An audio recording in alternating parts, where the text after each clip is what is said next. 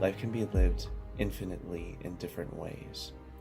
Existence can be experienced through infinitely different perspectives. It is the perspective of the observer that shapes his or her own reality. Collectively, humans are able to reshape the land to our desire, more so than any other animal. We have become a force of nature as a species.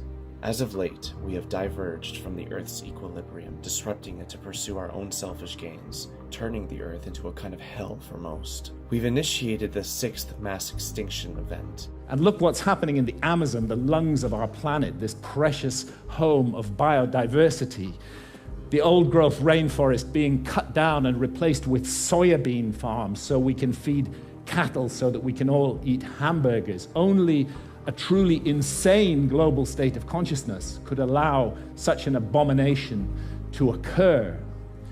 And I did a back-of-an-envelope calculation during the Iraq War. It seems to me that 6 months' expenditure on the Iraq War would have solved the problem of the Amazon forever. Despite our immaturity as a species, we once displayed ourselves as the protectors of the realm. Knowledge was the beating heart of this earlier worldwide civilization. It consisted of humans who respected all life, who saw one another as family, part of a greater whole. This belief system of our ancestors is now being rediscovered via science. The discoveries of our genetic family tree, and the discovery that we are all energetically related on a subatomic level, supports this. Our ancestors held the belief that this entire universe is one consciousness manifesting itself in infinitely different variations. The idea of a soul stems from this system of knowledge. Our physical self is the elements of the earth. The elements of the earth is but the stardust of the cosmos. The stardust of the cosmos stems from a previous star, so on and so forth. Back and back all the way to the beginning, the Big Bang, the singularity in which we all come from. The source, the one. On this very basic level, we are the universe observing itself and experiencing itself. However, on a deeper level, our ancestors recognized that this life is simply an experience in which we are meant to learn from in order to grow and develop. Imagine each body as a vessel, and the soul, the consciousness, fills each vessel, much like how water fills a vessel. It takes the shape, becoming the vessel during the duration of its inhabitants.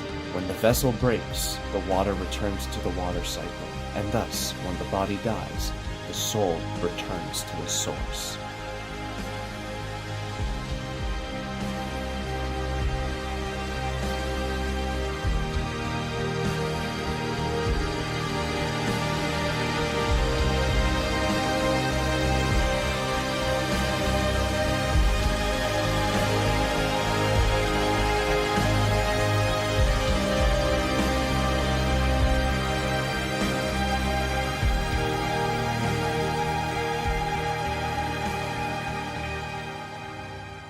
By forgetting this vital aspect about ourselves, we become lost. Our generation specifically is in a YOLO state, a carefree, who gives a fuck kind of mentality that distracts all who are associated with it, narrowing your focus into the game of reality, the money game.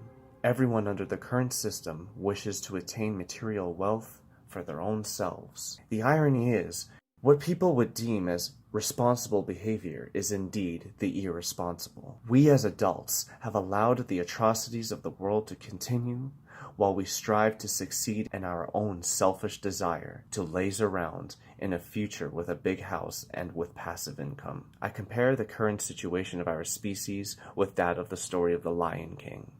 Simba turned his back on his past. He lazed around for years, allowing Scar to rule his kingdom. Scar, being a selfish ruler, did not care for the people of the kingdom. He only cared about himself, much like the elitists of today's world.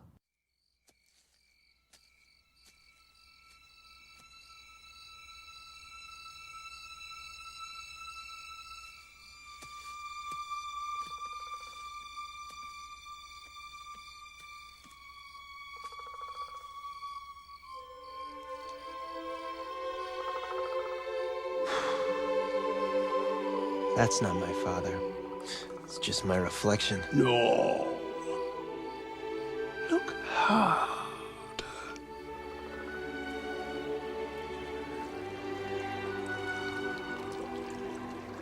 You see, he lives in you.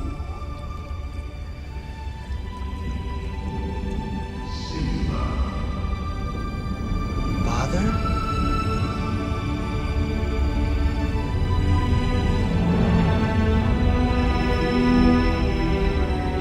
Simba, you have forgotten me.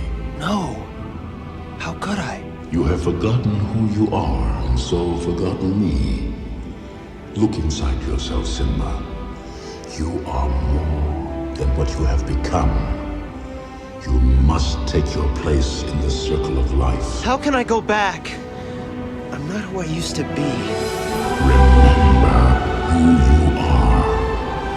You are my son, and the one true king. Remember who you are.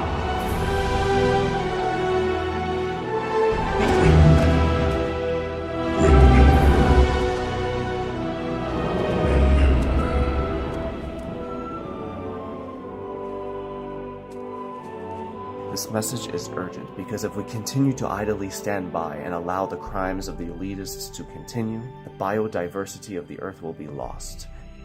Much like how Mufasa pleaded Simba to remember, the earth, our ancestors, pleads us to remember.